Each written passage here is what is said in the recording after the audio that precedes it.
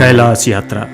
दक्षिण में हिमालय पर्वतमाला, पश्चिम में काराकोरम श्रृंखला और उत्तर में कुनलुन पर्वत से घिरा तिब्बत विश्व के ही उच्च स्थानों में से एक है। यहाँ के वातावरण, भूबनावट तथा ऊंचाई के कारण तिब्बत को बाकी विश्व से अलग थलग भूभाग के रूप में देखा जाता है। विश्व के कई उच्च हिम शिखरों को अपनी छाती पर बिठाकर रखने वाला तिब्बत ब्रह्मपुत्र, इंदस, गंगा, मेकंग, यांगजे तथा ह्वांगहो जैसी प्रख्यात नदियों का उद्गम स्थल भी है।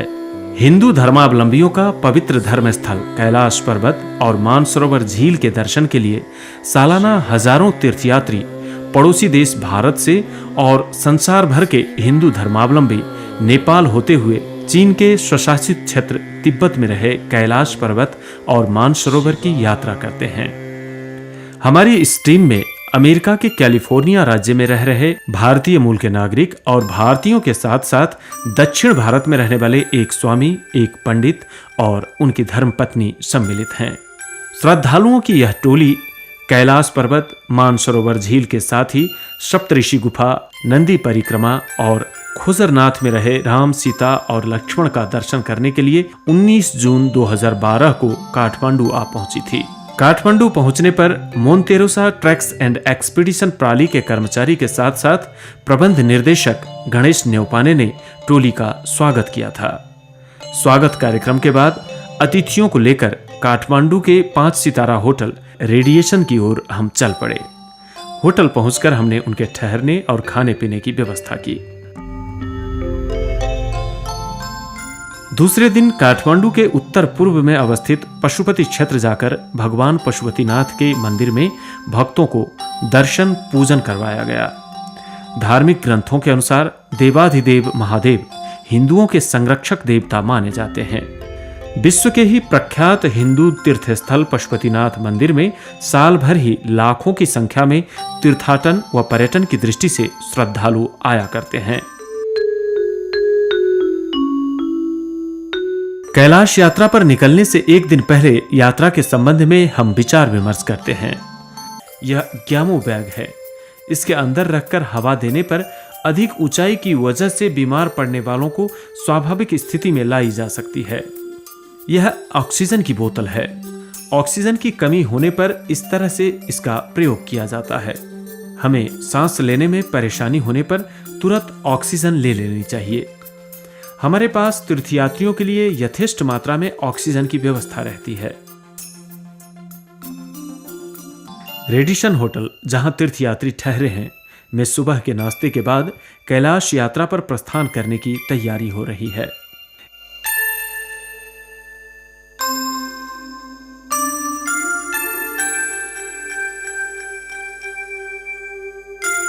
बस पर सभी के बैठ जाने के बाद बस कैलाश यात्रा के लिए चल पड़ती है। इस बस के अंदर जितने भी लोग हैं सभी कैलाश तीर्थयात्री हैं। काठमांडू के रेडिसन होटल से प्रस्थान करने के 2 घंटे में हम काभरे पलांचोक जिले के 0 किलोमीटर पहुंचते हैं। वहां आराम करते चाय पीते हुए कुछ यात्री अपना ब्लड प्रेशर चेक कर रहे हैं। यहाँ कुछ देर आराम के बाद हमारा काफिला दोलाल घाट बाजार में पुल पार कर भोटे कोशी नदी के किनारे से होते हुए 12 बिसे बाजार एवं अन्य प्राकृतिक सुंदरता को आंखों में बसाते हुए हम तातोपानी बाजार जा पहुंचे। तातोपानी बाजार से मितेरी पुल की ओर बढ़ने के क्रम में आगे दिखने वाला इस झरने ने हमें ऐसा मंत्रमुग्ध किया कि सभी तीर्थयात्री फोटो खींचने एवं दृश्यावलोकन करने के कार्य में जुट गए। उस पार से नीचे गिरते झरने एवं नीचे बहती भोटे कोसी नदी की सुंदरता देखते ही बनती थी।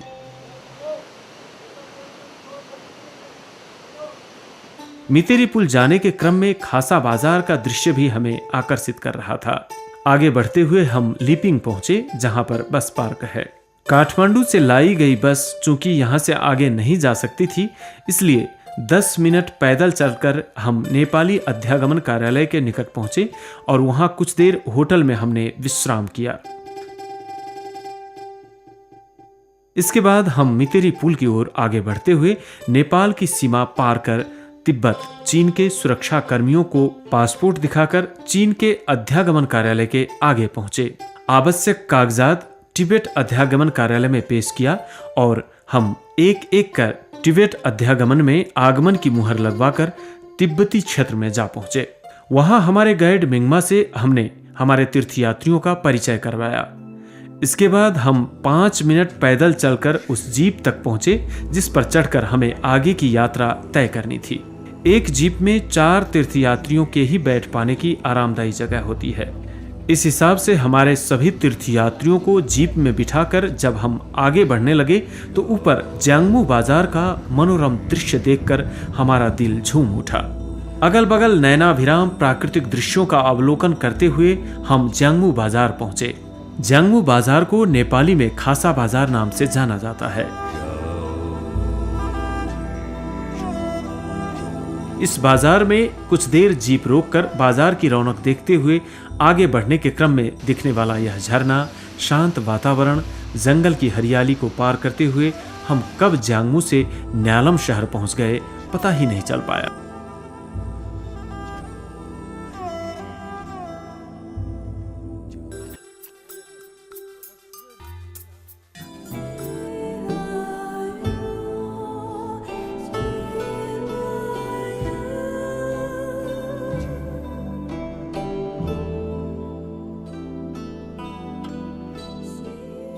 न्यालम में जीप से उतरकर होटल की ओर चल पड़े। वहां अतिथियों को कमरे में विश्राम की सलाह देकर नेपाली बावर्ची किचन में जाकर चाय नाश्ता बनाने के काम में जुट जाता है। यह होटल न्यालम शहर का महंगा होटल है। साधारणतया सस्ते गेस्ट हाउस तीर्थयात्रियों के लिए प्रयोग किए जाते हैं। काठमांडू से एक ही दिन में तातोपानी, मितेरी पुल, ज्यांगमू होते हुए न्यालम पहुंचने के कारण यहाँ 2 रात गुजारनी होती है और हमने गुजारी भी। हमारे साथ जाने वाले कैलाश तीर्थयात्री चूंकि सभी शाकाहारी हैं, इसलिए हम यात्रा अवधि भर शाकाहारी खाने का ही प्रयोग करने वाले हैं। कैलाश यात्रियों के लिए भोजन बनाने वाला नेपाली बावर्ची समूह भोजन बनाने में निपुण है, जो यहाँ देखा जा सकता है। भोजन तैयार हो जाने के बाद मुख्य बावर्ची के संकेत करने के बाद सभी तीर्थयात्रियों को भोजन के लिए बुलाया जाता है। हमारे बावर्ची भोजन परोस रहे हैं, जबकि सभी तीर्थयात्री बड़े आनंद और प्रेम से भोजन ले रहे हैं।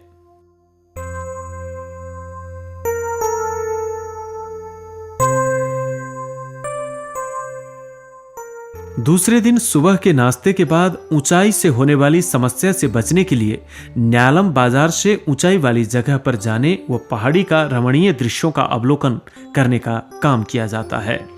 इस यात्रा में न्यालम होटल से ऊपरी इलाका में जाने में करीब 2 घंटे का समय लगता है और हमारा समूह होटल से निकलकर न्यालम बाजार की सड़क पर कुछ देर पैदल चलने के बाद पंक्तिबद्ध होकर मानी घुमाते हुए यहाँ से पहाड़ी पर चढ़ाई शुरू कर देता है।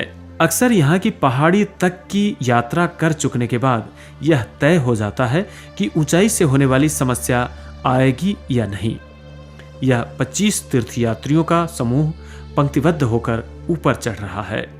कोई नाचते हुए तो कोई घूमते हुए ऊपर की ओर बढ़ रहे हैं।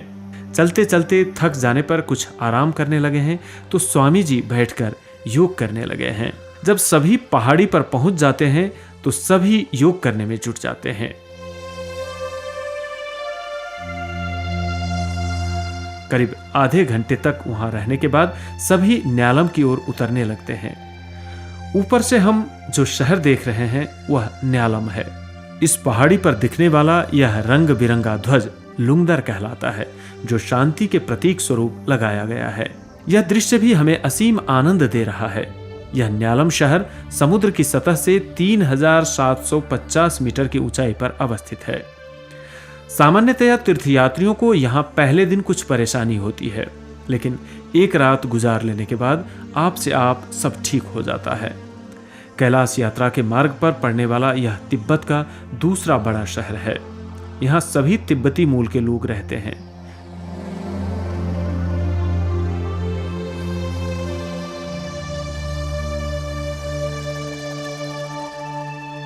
तीसरे दिन न्यालम से सागा जाने के क्रम में तीर्थयात्रियों को लेकर जब हमारी जीप आगे बढ़ी तो आधे घंटे की यात्रा के बाद हम मिलेरेप्पा गुम्बा पहुंचे।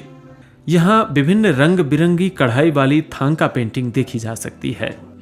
मिलेरेप्पा के बारे में हमारे तिब्बती गाइड तीर्थयात्रियों को जानकारी दे रहे हैं। मिलेरेप्पा गुम्बा के दृश्यावलोकन के बाद सांगा जाने के क्रम में 5050 मीटर की ऊंचाई पर यालुंगला पास आती है, जहां से शुभ्र हिमालय और उसके नीचे मरुभूमि जैसी सूखी पहाड़ी मनोरम दिखती है। यहाँ एक बड़ा सा द्वार भी है जो सभी के स्वागत में सदा खड़ा रहता है।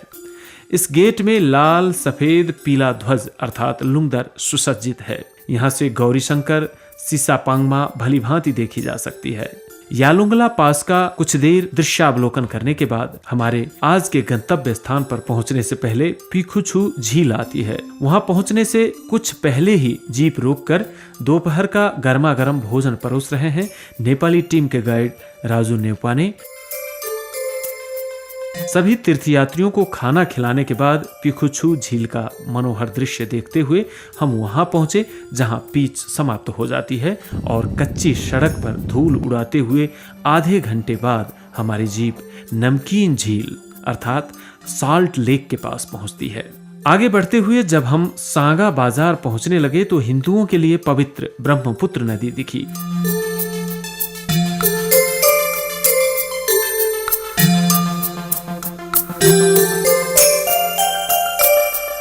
पीखुझू झील से सांगा बाजार तक धूल भरी कच्ची सड़क की लंबाई 50 किलोमीटर है। यह रमणीय सांगा बाजार है। बिजली और टेलीफोन की सुविधा से लैस यह ठहरने के लिए सुविधा युक्त शहर है। हम न्यालम से 6 घंटे की यात्रा के बाद यहाँ आ पहुंचे हैं, जहां आज हमारी यात्रा का पड़ाव है। अक्सर लोग सांगा होते हुए डोंगवा तक पहुंच जाते हैं क्योंकि अभी रास्ता अच्छा है।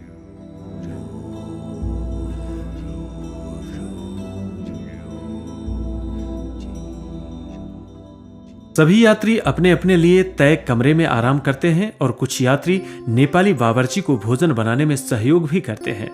देखते ही लग रहा है कि भोजन काफी लजीज बना है। भोजन की तैयारी के बाद शाम का भोजन करवाया जा रहा है। 2 दिन सांगा में रहने के बाद हम मानसरोवर झील तक की यात्रा के लिए आगे बढ़ रहे हैं। रास्ते में रेत की ढेर चमरी गाय व भेड़ को चरते हुए देख रहे हैं। यह जगह सांगा से डोंगबा और परेंग के बीच में पड़ती है। दोपहर का भोजन हमने यहाँ किया। उसके बाद रमणीय दृश्य एवं मानव विहीन पहाड़ियों को देखते हुए हम होरचू जा पहुंचे। यहाँ से मानसरोवर झील, उसके दक्षिण में गुरलामंडाता हिमालय और उत्तर पश्चिम में कैलाश पर्वत दिखाई दे रहा है। इस जगह का नाम होरचू है और यहाँ से शुरू होती है मानसरोवर की परिक्रमा। यह मानसरोवर झील की वृत्त 102 किलोमीटर है। इसकी पैदल परिक्रमा करने के लिए यहाँ के स्थानीय लोगों को 3 दिन व तीर्थयात्रियों या पर्यटकों को 5 से 7 दिन तक लगने की बात स्थानीय लोग बताते हैं। मानसरोवर की परिक्रमा के लिए होरचू से यात्रा शुरू कर पहले दिन चिवगुम्बा जाकर ठहरते हैं। झील की परिक्रमा का बाकी अंश कैलाश पर्वत की परिक्रमा के बाद चिवगुम्बा आकर 1 रात बिताकर काठमांडू लौटने के समय कैलाश परिक्रमा करते हुए होशू पहुंचा जा सकता है। होरचू से करीब 25 मिनट की जीप यात्रा के बाद मिलने वाली झील की फोटो और समूह में फोटो खिंचवाने के लिए पंक्तिबद्ध हो रहे हैं सभी।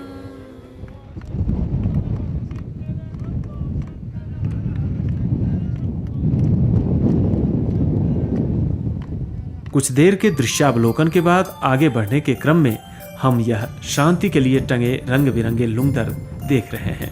ऊपर दिखने वाला गुरलामंडाता हिमालय भी हमें आनंद दे रहा है। वाह, क्या खूबसूरत है यह झील। एक ओर से दूसरी ओर खुली आंखों से देखी भी नहीं जा सकती। झील के किनारे राजहंसों को तैरते हुए देखा जा सकता है।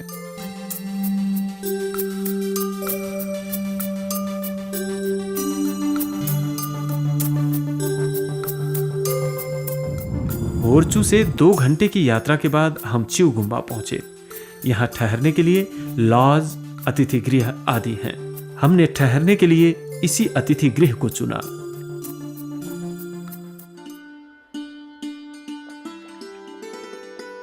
मानसरोवर झील के संदर्भ में हिंदू धर्म ग्रंथों में ऐसा वर्णन पाया जाता है। मानसरोवर झील को मानस भी कहते हैं। मानस का अर्थ मस्तिष्क या चेतना होता है। इस हिसाब से मानसरोवर चेतना व ज्ञान की झील के रूप में भी परिचित है हमारे बीच। यह झील समुद्र सतह से 4580 मीटर की ऊंचाई पर अवस्थित है। मानसरोवर झील ने हिंदू और बौद्ध धर्मावलंबियों के बीच गहरा धार्मिक एवं आध्यात्मिक संबंध बना दिया है। मानसरोवर झील की परिक्रमा कर इसके पवित्र जल से स्नान करने पर जीवन में जाने अनजाने हुए सभी पापों के धुल जाने एवं शरीर में रहे संपूर्ण रोग व्याधियों से मुक्त होने का धार्मिक विश्वास है। साथ ही इस स्नान से सदा के लिए अपना यौवन और शक्ति कायम रखे जा सकने की भी मान्यता है। रामायण में हुए वर्णन के अनुसार कैलाश पर्वत की परिक्रमा करने व मानसरोवर झील में स्नान करने वाला व्यक्ति सीधे ब्रह्मलोक में पहुंच जाता है, तो मानसरोवर का पानी पीने वाला व्यक्ति शिवलोक पहचान सकता है। मानसरोवर झील से करीब 58 किलोमीटर दूर उत्तर में कैलाश पर्वत अवस्थित है। बहुत से धर्मावलंबी इस झील में स्नान करने से स्वर्ग प्राप्त होने का विश्वास रखते हैं। कईयों की ऐसी मान्यता भी है कि इस पवित्र झील के जल का केवल स्पर्श करने से भी मोक्ष प्राप्ति होती है। इस मान्यता के साथ जीवन में कम से कम एक बार कैलाश पर्वत और मानसरोवर का दर्शन करना वांछनीय माना जाता है। इस झील से जुड़े किंवदंतियों के अनुसार भगवान शिव और पार्वती प्रत्येक रात 2 से 4 बजे तक इस झील में स्नान करते हैं और इस स्थान पर रहने वाले सभी धर्मावलंबी शिव पार्वती का पूर्णिमा की रात को प्रत्यक्ष दर्शन कर सकते हैं। विस्तृत भूभाग को समेटकर बैठी मानसरोवर झील यहाँ दिखती है, जो हिंदुओं के लिए अत्यंत पवित्र स्थल है। हिंदू मान्यता के अनुसार जीवन में एक बार यहाँ पहुंचना ही चाहिए।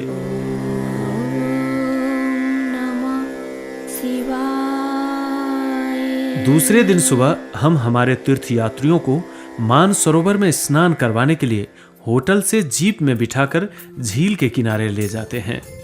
स्नान करने से पहले झील के किनारे खड़ा होकर स्वामी और वेद पंडित साथ साथ प्रार्थना कर रहे हैं। स्वामी जी कैलाश और मानसरोवर के बारे में प्रवचन भी दे रहे हैं।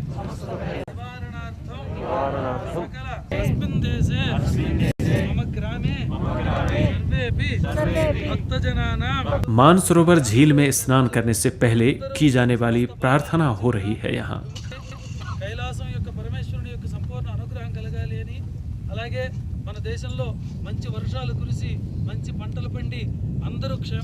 प्रवचन के बाद झील में स्नान कर रहे हैं हमारे ये तीर्थयात्री। ये हैं हमारे स्वामी जी, इस टीम के मुख्य गुरु। कोई झील में डुबकी लगा रहे हैं, कोई पैसे चढ़ा रहे हैं। स्वामी जी रुद्राक्ष की माला को पानी में डुबोकर बाहर निकाल रहे हैं और उसके बाद फिर स्वामी जी भगवान की मूर्ति को मानसरोवर में स्नान करवाकर प्रार्थना कर रहे हैं। प्रार्थना करते समय कैलाश पर्वत और मानसरोवर का एक साथ दर्शन होने का दृश्य दिख रहा है। यहाँ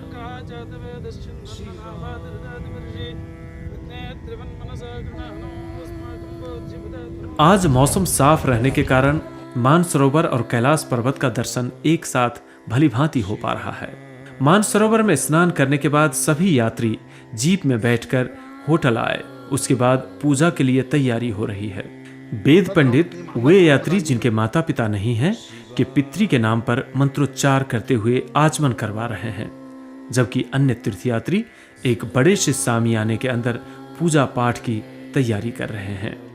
श्रद्धालु भक्तजन तैयार होकर शामियाने के अंदर बैठे हैं। हम जिस होटल में ठहरे हैं उसके आगे ही यह शामियाना लगवाया गया है। वेद पंडित जी बाहर कर्मकांड संपन्न कर अंदर पूजा पाठ करने लगे हैं। पूजा के क्रम में होम करते हुए प्रवचन सुना रहे हैं और भक्तजन एकाग्र चित्त से प्रवचन सुन रहे हैं।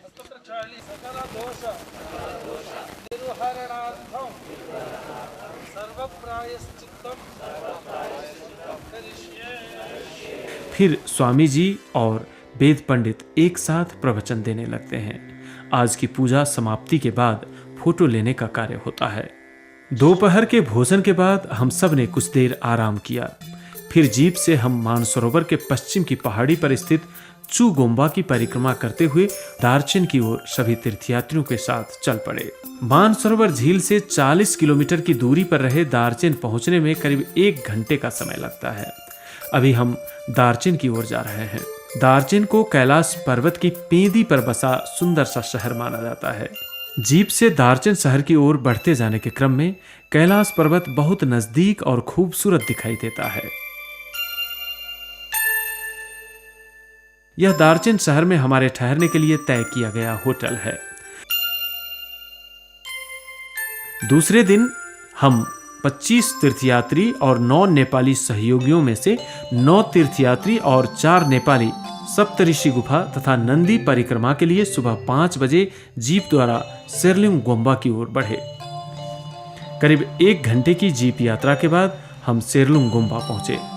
यह यात्रा दार्चेन से ही अगर शुरू किया जाए तो 2 से 3 दिन तक लग सकता है, लेकिन दार्चेन से सेरलुंग गोम्बा तक जीप में जाने पर 10 या 12 घंटे में ही आसानी से सप्तऋषि गुफा का दर्शन और नंदी परिक्रमा की यात्रा पूरी की जा सकती है। यह समूह भी एक ही दिन में सप्तऋषि गुफा दर्शन एवं नंदी परिक्रमा कर लौट आया। अब यहां से शुरू हुई हमारी पैदल यात्रा। करीब 10 मिनट की यात्रा के बाद अष्टपद पहुंचा जा सकता है।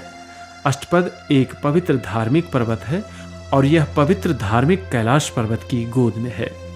अष्टपद शब्द से ही 8 कदम का बोध होता है। अष्टपद को धार्मिक दृष्टि से बहुत पवित्र पर्वत के रूप में लिया जाता है। कैलाश और नंदी पर्वत के पड़ोसी यह पर्वत परापूर्व काल से ही कई ऋषि मुनि तथा भिक्षुओं का पवित्र ध्यान केंद्र के रूप में स्थापित है। जैन धर्म के प्रख्यात मुनि ऋषभदेव ने भी इसी पर्वत की गुफा में ध्यान किया था। अष्टपद होते हुए कैलाश पर्वत और नंदी पर्वत का दर्शन करते हुए आगे बढ़ने के सिलसिले में करीब 4 घंटे की चढ़ाई के बाद हम उस स्थान पर पहुंचे जहां से आत्मालिंग देखा जा सकता है। रास्ते में गणेश न्यौपाने और स्वामी जी कैलाश पर्वत और आत्मालिंग का दर्शन करते हुए आनंद विभोर होकर अंकमाल करते हैं। आत्मालिंग से निकली शैलेदा नदी के पानी से मुंह धोकर ये सभी आगे बढ़ रहे हैं।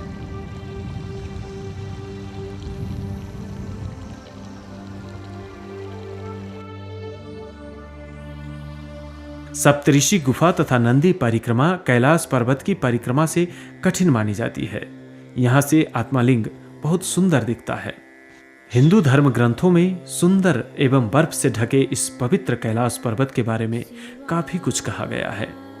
धर्म ग्रंथों के अनुसार भगवान शिव और पार्वती यहीं पर विराजमान रहते हैं और इस पर्वत के पश्चिम की ओर अरुणा पर्वत अवस्थित है।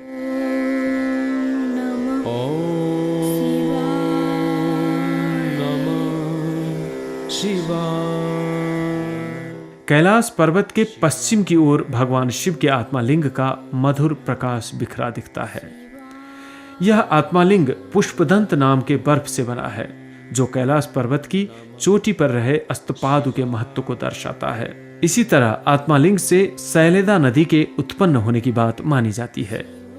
इस पवित्र नदी में डुबकी लगाने से भगवान शिव की तरह शक्ति और बुद्धि प्राप्त होने का विश्वास किया जाता है।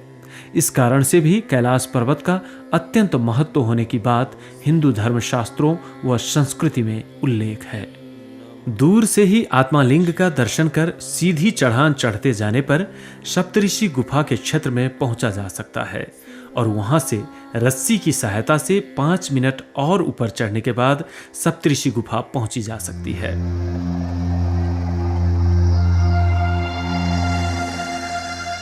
गुफा के आगे 13 चैत्य छुरतेन बनाए गए हैं और इसके चारों ओर रंग बिरंगे ध्वज लुंगदार लगाए गए हैं। सप्तऋषि गुफा के दर्शन के लिए धर्म में अतिशय आस्था रखने वाले लोग ही पहुंचते हैं। नेपाली धर्मशास्त्रियों के अनुसार यहाँ सप्तऋषि अर्थात कश्यप, भारद्वाज, गौतम, जमदग्नि, वशिष्ठ, विश्वामित्र और अरुंधति ने इस गुफा में बैठकर तपस्या की थी। इसीलिए इस गुफा का नाम सप्तऋषि गुफा पड़ा। यह सप्तऋषि गुफा हिंदू और बौद्ध धर्मावलंबियों के लिए अत्यंत महत्वपूर्ण धर्म स्थल है। यह समुद्र सतह से 5880 मीटर की ऊंचाई पर अवस्थित है। यहाँ का रास्ता कठिन होने के कारण बहुत कम लोग ही यहाँ पहुँच पाते हैं। करीब 10 मिनट रस्सी की सहायता से ऊपर चढ़ने के बाद कुछ आसान सा रास्ता आता है। वहां से 5 मिनट नीचे जाने पर आता है सारडुंग छुकसुम लाभांजैंग। यहाँ से करीब 1 घंटे की दुरूह यात्रा के बाद हम समतल भाग में उतर पाते हैं। यहाँ से करीब 2 घंटे की सहज पैदल यात्रा के बाद हम सेरलुंग गोम्बा पहुंचते हैं। सप्तऋषि गुफा और नंदी परिक्रमा कर लौटने का दृश्य है यह। आज की यात्रा कठिन जरूर थी, पर इसमें आनंद बहुत आया।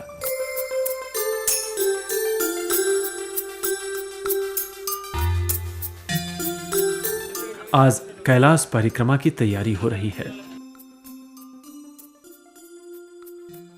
हम सभी तीर्थयात्री जीप में चढ़कर दार्चेन शहर का अवलोकन करते हुए यमद्वार की ओर बढ़ते हैं।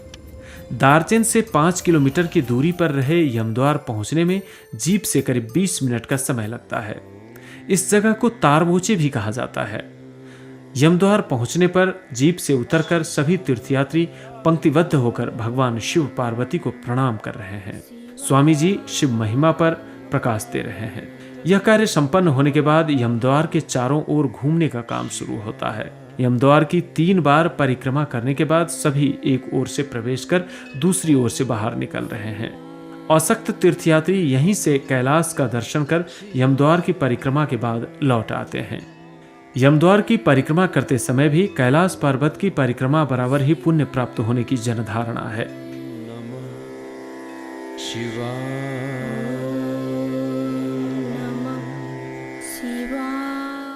यमद्वार के दर्शन के बाद 1 किलोमीटर दूर रहे सेरसोंग की ओर हमारी जीप बढ़ती है। यह है सेरसोंग, जहां से कैलाश पर्वत की पैदल यात्रा शुरू होती है। यहाँ दिख रहे हैं तीर्थयात्रियों के साथ साथ घोड़े, स्थानीय भरिया, बोझा ढोने वाले याक।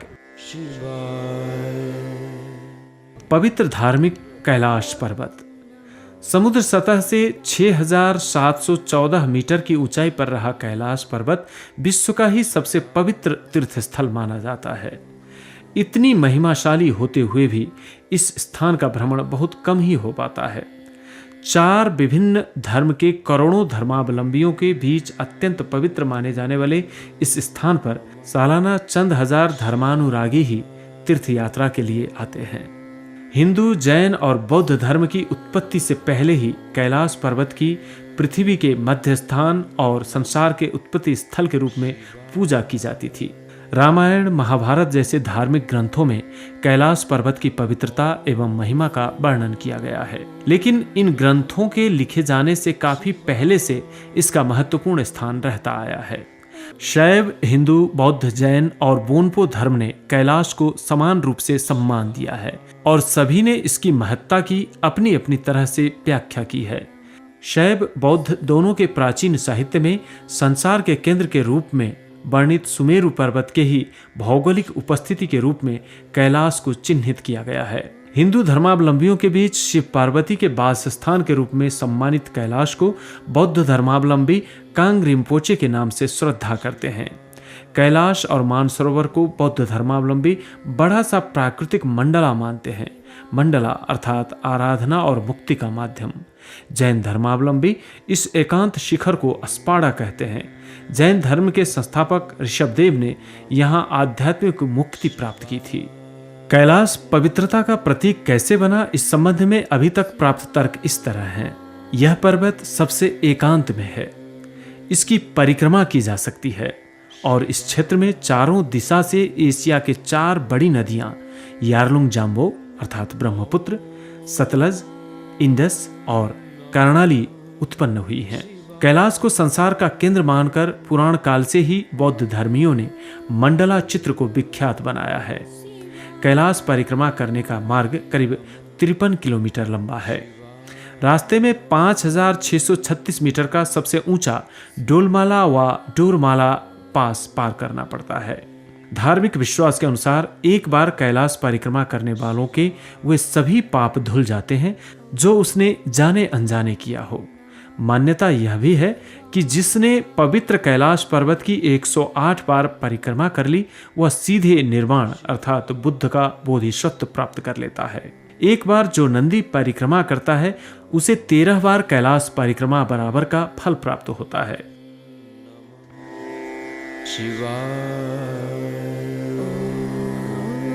कैलाश परिक्रमा के लिए हम 3 दिनों की यात्रा पर निकल पड़ते हैं। हमारे तीर्थयात्री एक एक भरिया लेते हैं, जबकि किसी किसी ने घोड़े भी ले लिए हैं।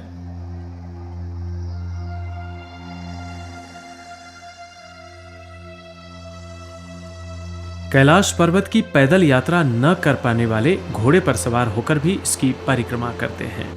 नदी के किनारे किनारे करीब 3 घंटे की पैदल यात्रा के बाद हम दोपहर का खाना खाने की जगह पर पहुंचते हैं। यहाँ से कैलाश पर्वत दिखने के साथ ही पर्वत के नीचे हाथी की आकृति वाला बड़ा सा चट्टान दिखता है। इस हाथी को भगवान इंद्र के वाहन ऐरावत के रूप में लिया जाता है। यहाँ से करीब 2 घंटे चलने के बाद हम डेरापुक पहुंचे।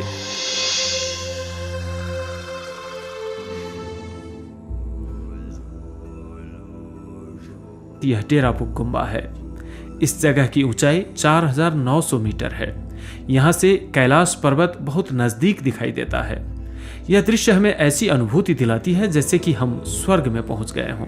प्रत्येक दिन सैकड़ों तीर्थयात्री पैदल या घोड़े पर सवार होकर शेरसोंग से डेरापुक पहुंचते हैं।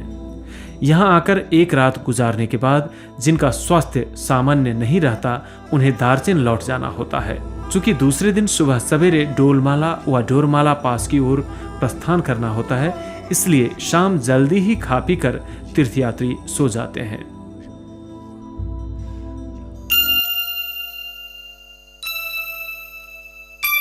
आज डोलमाला पास करने का दिन है। मौसम साफ होने के कारण हम सवेरे उठकर नाश्ता करने के बाद तिब्बती गाइड के पीछे पीछे डोलमाला पास की ओर चल पड़े। डेरापुक से प्रस्थान करने के 1.5 घंटे बाद हम शिवस्थल पहुंचे, जहां पुराने कपड़े चढ़ाने का रिवाज है। कैलाश पर्वत परिक्रमा का सामान्य मार्ग शिवस्थल, गणेश कुंड, डोलमाला व डोरमाला पास कर गौरी कुंड देखते हुए करीब घंटे भर की यात्रा के बाद हम सापचे टातोक पहुंचे। यह जो दृश्य दिख रहा है वही डोरमाला पास है। यह समुद्र सतह से 5636 मीटर की ऊंचाई पर है। इस यात्रा का सबसे ऊंचा और रमणीय स्थान यही है। यहाँ पहुंचने पर धूप जलाने व पूजा करने का काम होता है। हमारे तीर्थयात्री फोटो खींचने में भी जुट गए हैं। इस पास में पहुंचने पर सर दर्द कर सकता है, उबकाई सी आ सकती है, जो नीचे उतरते जाने के बाद स्वतः ठीक हो जाता है। कभी कभार बर्फबारी होने, तेज हवा चलने की संभावना रहने के कारण डेरापुक से परिक्रमा के लिए जल्द ही चल देना चाहिए। डोरमाला से 10 मिनट नीचे की ओर चलने के बाद गौरी कुंड दिखता है। हिंदू धर्म ग्रंथों के अनुसार यहाँ शिवजी और पार्वती स्नान किया करते हैं।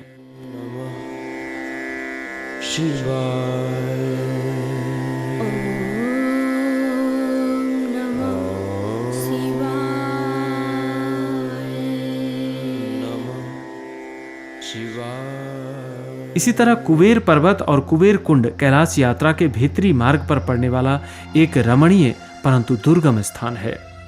कैलाश यात्रा करने में 3 दिन लगता है, तो इस यात्रा में भी उतना ही समय लगता है। इस शिवस्थल से कैलाश कोरा का सामान्य मार्ग छोड़कर भीतरी कैलाश के रास्ते से यात्रा की जाती है, जो साधारण यात्रियों के लिए काफी दुरूह है। यह जो दृश्य दिख रहा है खांगदे सांगला भंज्यांग है। शिवस्थल से 3-4 घंटे की चढ़ाई चढ़ने के बाद खांगदे सांगला पास के आधार में पहुंचा जा सकता है, जहां ग्लेशियर मिलता है। करीब 1 घंटे ग्लेशियर पर चलने के बाद रस्सी की सहायता से खड़ी चढ़ाई चढ़ने के बाद खांगदे सांगला भंज्यांग पहुंचते हैं। इसकी ऊंचाई 5675 मीटर है। इसे पार कर कुछ देर समतल मार्ग पर चलने के बाद हम कुबेर पर्वत देख सकते हैं। यहाँ से कुछ देर नीचे की ओर चलने के बाद कुबेर कुंड देखी जा सकती है। यह क्षेत्र का सबसे आनंददायक स्थान है, जहाँ से दर्शन भी अच्छी तरह से होता है। कुबेर कुंड की यात्रा के बाद नीचे उतरते जाने पर सापजे टातोक से नीचे डोरमाला से आने वाले आसान रास्ते से यह रास्ता जुड़ जाता है। यहाँ से पूर्वी दक्षिण भाग से कैलाश पर्वत की चोटी थोड़ी सी दिखती है, इसलिए इस 3 दिनों की पैदल यात्रा में आने वाले तीर्थयात्रियों के लिए कैलाश पर्वत का यह अंतिम दर्शन स्थल होता है दार्जिलिंग पहुंचने से पहले।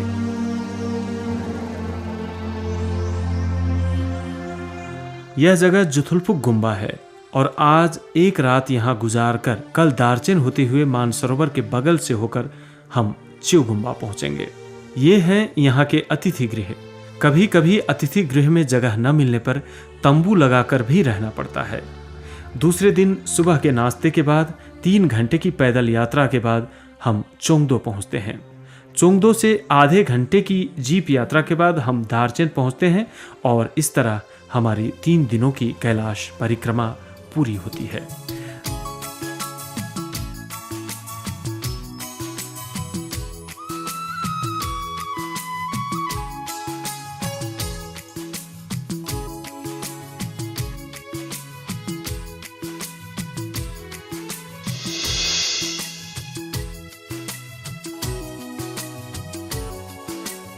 दार्जिलिंग में भोजन करने के बाद हम मानसरोवर की यात्रा की ओर बढ़ते हैं। कुछ तीर्थयात्री तीर्थपुरी का दर्शन करने के लिए दार्जिलिंग से सीधे तीर्थपुरी के लिए प्रस्थान कर शाम का पड़ाव मानसरोवर में ही डालने के हिसाब से चलते हैं। तीर्थपुरी दार्जिलिंग से 70 किलोमीटर पश्चिम में अवस्थित है, जहां पहुंचने के लिए 64 किलोमीटर पिच सड़क है, जबकि 6 किलोमीटर सड़क कच्ची है। तीर्थपुरी पहुंचने के समय वहां से तातोपानी देखा जा सकता है।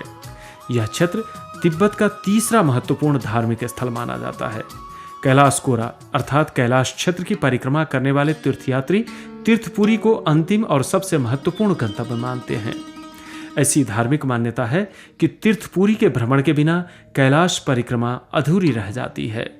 प्रख्यात बौद्ध धर्मगुरु पद्मसंभव तथा अन्य कई भिक्षु एवं बोधिसत्वों का तीर्थपुरी से गहरा संबंध पाया जाता है। माना जाता है कि तीर्थपुरी में रहे एक मंदिर में पद्मसंभव ने ध्यान कर मोक्ष प्राप्त किया था। इसीलिए यह स्थान बौद्ध धर्मावलंबियों के लिए भी बहुत महत्वपूर्ण माना जाता है। तीर्थपुरी सतलज नदी के बाएं किनारे पर अवस्थित है। तीर्थपुरी परिक्रमा करने में लगभग 1 घंटे का समय लगता है।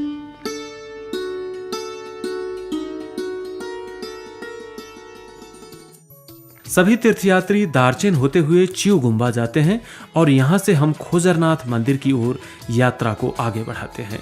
खोजरनाथ मंदिर मानसरोवर से 85 किलोमीटर दूर दक्षिण की ओर पड़ता है। ताकलाकोट और हिल्सा के बीच में अवस्थित यह एक सुंदर सा गांव है। यहाँ दर्शन करने जाते वक्त रास्ते में राक्षस झील भी देखी जा सकती है। राक्षस झील के बारे में इस तरह वर्णन किया गया है। राक्षस झील के अंधकारमय पानी के नीचे मांसाहारी राक्षसों के छिपकर बैठे होने की धार्मिक मान्यता के अनुसार इस झील का नाम राक्षस झील पड़ा है। अंधकार और विनाशक शक्ति का प्रतीक माने जाने वाले इस झील से धर्मानुरागियों के दूर ही रहने की मान्यता है। धार्मिक किंवदंतियों के अनुसार इस झील का पानी विषाक्त एवं प्राणघातक है। तसर्थ मानसरोवर के पवित्र पानी इस झील के पानी के विष को समाप्त करने के उद्देश्य से मिलाने के लिए मानसरोवर और राक्षस झील के बीच एक सुरंग के जरिए मानसरोवर का पवित्र जल राक्षस झील में मिलाया गया। इसी सुरंग से एक सुनहरी मछली भी राक्षस झील में भेजी गई। जब वह मछली राक्षस झील में जीवित ही पाई गई तो लोगों की इस झील के प्रति रही नकारात्मक मानसिकता में परिवर्तन आई और लोग इस झील के नजदीक आने जाने लगे। लेकिन अभी भी स्थानीय वासी तथा धर्मानुरागी इस झील का पानी पीने से परहेज करते हैं।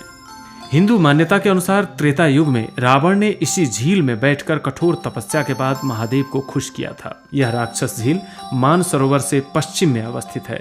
यह झील 4540 मीटर की ऊंचाई पर है। राक्षस झील से सीधे उत्तर की ओर देखने पर मानसरोवर और कैलाश पर्वत का भी दर्शन होता है। एक गौर करने वाली बात यह भी देखी जाती है कि जहां मानसरोवर में राजहंस सहित कई तरह की पंछियां देखने को मिलती हैं, वहीं राक्षस झील में ऐसा कुछ नहीं देखा जाता।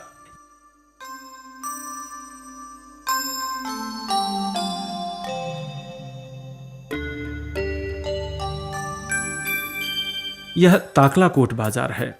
प्राकृतिक सुंदरता से भरिपूर्ण यह स्थान अति रमणीय प्रतीत होता है। हम ताकलाकोट बाजार होते हुए खोजरनाथ पहुंचे। यह स्थान ताकलाकोट और नेपाल चीन सीमा पर स्थित हिल्सा के बीच में अवस्थित एक रमणीय गांव है। यहाँ 2 गुम्बा हैं, जहाँ एक में राम, सीता और लक्ष्मण की मूर्तियां हैं। इस गुम्बा की स्थापना 7वीं शताब्दी में किए जाने का अनुमान है। इस गुम्बा शैली के मंदिर में राम, सीता और लक्ष्मण का दर्शन किया जा सकता है। यहाँ दर्शन करने पर पुण्य प्राप्त होने का धार्मिक विश्वास है। इस मंदिर में दर्शन करने के लिए सालाना हजारों तीर्थयात्री नेपाल के रास्ते होकर यहाँ आते हैं।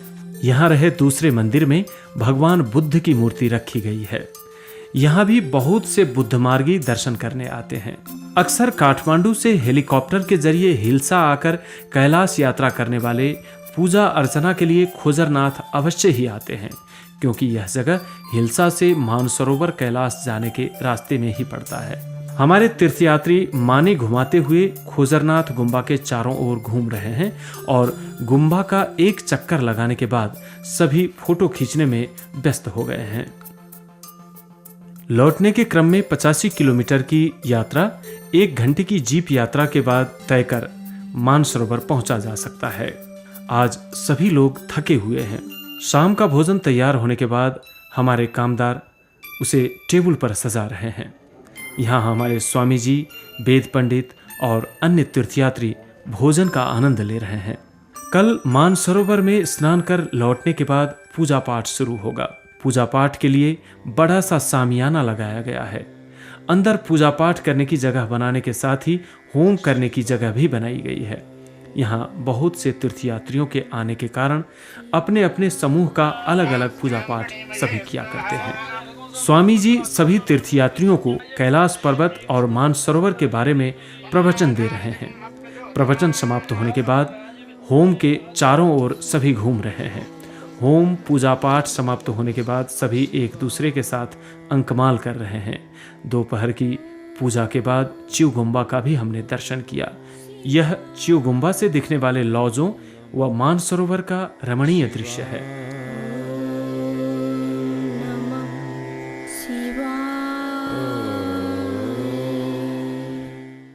शाम की आरती का समय हो जाने के कारण स्वामी जी ने आरती का दीप तैयार कर सभी तीर्थयात्रियों से बारी बारी दीप जलाने को कहा। सभी तीर्थयात्री बारी बारी से दीप जला रहे हैं और दीप जला चुके भक्त आरती गान करने लगे हैं। हमारे टीम के अतिरिक्त अन्य समूह के तीर्थयात्री भी वहां आकर दीप जला रहे हैं।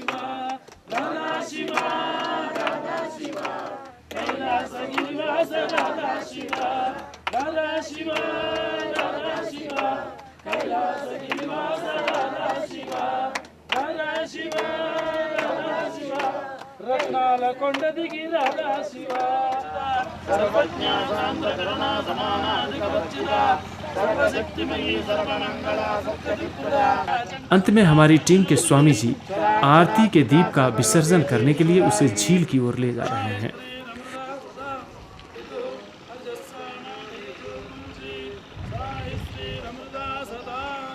शाम का यह आसमान चांद की चांदनी में काफी सुहाना दिख रहा है।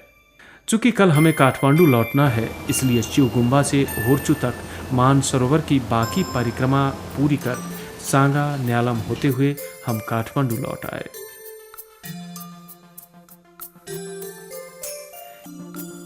यात्रा के क्रम में हमने स्वामी जी, पंडित जी, टीम लीडर और अन्य तीर्थयात्रियों से जब हमारी सेवा के बारे में पूछा तो उनका कहना था, Ganesh ji team Raju and వాళ్ళ కెమెరామ్యాన్ యువరాజు వీళ్ళందరూ కూడా ఈ కైలాస యాత్రలో కంటి మీద రెప్పకి ఎప్పుడైనా దూరం అవుతుందేమో కానీ కైలాస యాత్రలో వీళ్ళతో పాటు వెళ్ళిన వాళ్ళకి ఏ రకమైన అసౌకర్యం జరగదు. అత్యద్భుతంగా చూస్తారు. చాలా బ్రహ్మాండంగా చేశారు. మా ట్రిప్ మొత్తం వాళ్ళ చేతిలో అత్యద్భుతంగా మింగమా వాళ్ళని పెట్టుకుని చాలా బాగా చేశారు. వీళ్ళు ఈ టీంతో కలిసి మనం పనిచేయడం, ఈ టీంతో ఎప్పుడైనా సరే మనం కైలాస యాత్రకి వెళ్ళటం వలన అన్ని రకాలైనటువంటి సౌకర్యాలు పొందుతాం. మిగతా ఏ టీముల కంటే కూడా ఈ టీం చాలా అద్భుతంగా పనిచేస్తుంది. Ganesh ji, Raju ji, Mingma and all his team has done excellent and beyond anyone's expectations. Yeah, I feel very good.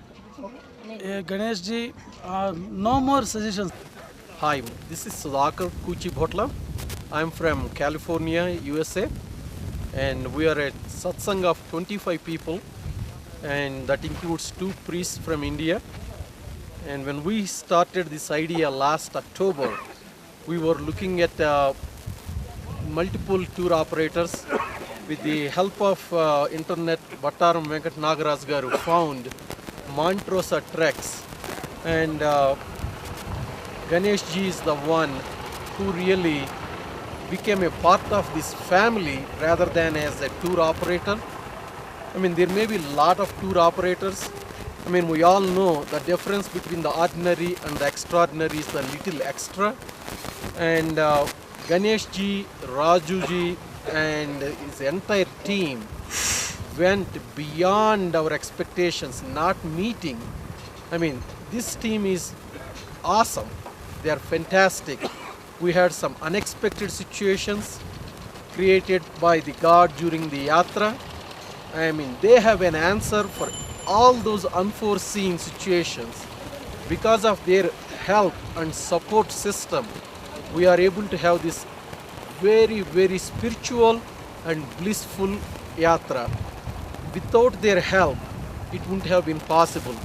Truly, I thank Ganesh ji, Raju ji, and all the other Sherpas, everybody who made this a once in a lifetime yatra, a memorable one for all of us.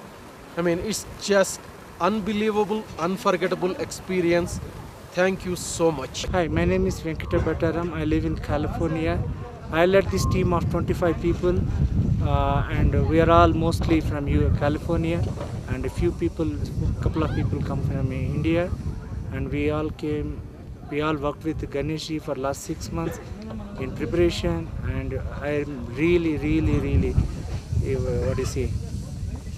thankful to the Google for showing me Ganesh ji in one of the top clicks. So that made me to bring to Montrosa, and not a single day I felt that I missed anything or anything. He was always available on the Skype as well as an email, and I used to get a quick turnaround. आज सभी तीर्थयात्री अपने अपने घरों को लौट रहे हैं, इसलिए सभी को फूल माला पहनाकर हमने काठमांडू के एयरपोर्ट तक पहुंचा दिया। भविष्य में फिर मिलने का वादा करते हुए हम विदा हुए। कैलाश पर्वत और मानसरोवर की यात्रा केवल धार्मिक रूप से ही न होकर पर्यटकीय हिसाब से भी उतना ही महत्वपूर्ण है। इस यात्रा का व्यवस्थापन काठमांडू में रहे मोन्तेरोसा ट्रेक्स एंड एक्सपीडिशन प्राली ने किया था।